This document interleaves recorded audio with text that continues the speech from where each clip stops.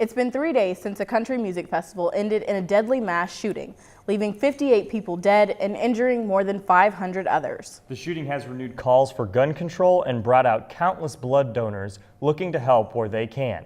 It has also brought up more questions about the motive behind this deadly attack. And that's where we begin on this Wednesday afternoon. Thanks for joining us on NTTV News at noon. I'm Drake Lawson. And I'm Shelby Trahan. Here's what we know about the shooter at this hour. 64-year-old Stephen Paddock had been stockpiling guns since 1982 and brought 33 firearms in the past year. 23 of those firearms were found in Paddock's hotel suite on the 32nd floor at the Mandalay Bay Resort and Casino.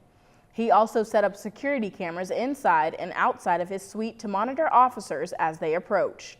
Those 11 minutes of pure terror brought out heroes and country music goers. It also claimed the lives and injured those who were simply enjoying the last show of the Country Music Festival.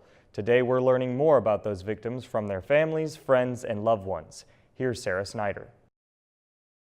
President Trump is dealing with his fourth tragedy in a little over a month. After spending yesterday in Puerto Rico, the president is now heading to Las Vegas to meet with survivors and first responders. Well, it's a very sad thing. We're going to pay our respects and to see the police, who have done really a fantastic job in a very short time. And yeah, they're learning a lot more, and that'll be announced at the appropriate time. It's a very, very sad day for me personally. Thank you. Thank you. Well, Drake, it was really cold outside. It kind of took me for a surprise. Yeah, definitely. The fall temperatures feel like they're certainly on their way. Let's go to our weather anchor, Eva Garza, for a look at today's temperatures. Eva? Thanks, Eva. Denton police found 12 packages of heroin in a routine traffic stop over the weekend. 37-year-old Dustin Carpenter was pulled over early Sunday morning for swerving into an occupied lane. An officer saw a baggie of marijuana sticking out of the man's wallet and then searched the vehicle. He came across individually wrapped pieces of tar heroin weighing between 1 and 4 grams.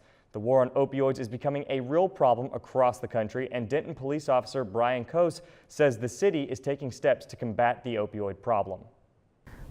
We've seen maybe a slight uptick, but certainly not at the same level that you hear about on the news in other parts of the U.S. But our officers are currently undergoing extra training, in-service training on opioid issues and how to recognize someone who may be under the influence of opioid, and then also how to respond to those.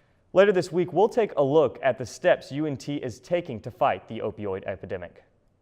Police in Lake Dallas are looking for a serial flasher. The man is accused of exposing himself, stealing women's underwear, and attempting to sexually assault a woman in her apartment. Police say the crimes all happened within miles of one another. The most recent happening just last week when a man entered a woman's apartment and attempted to sexually assault her.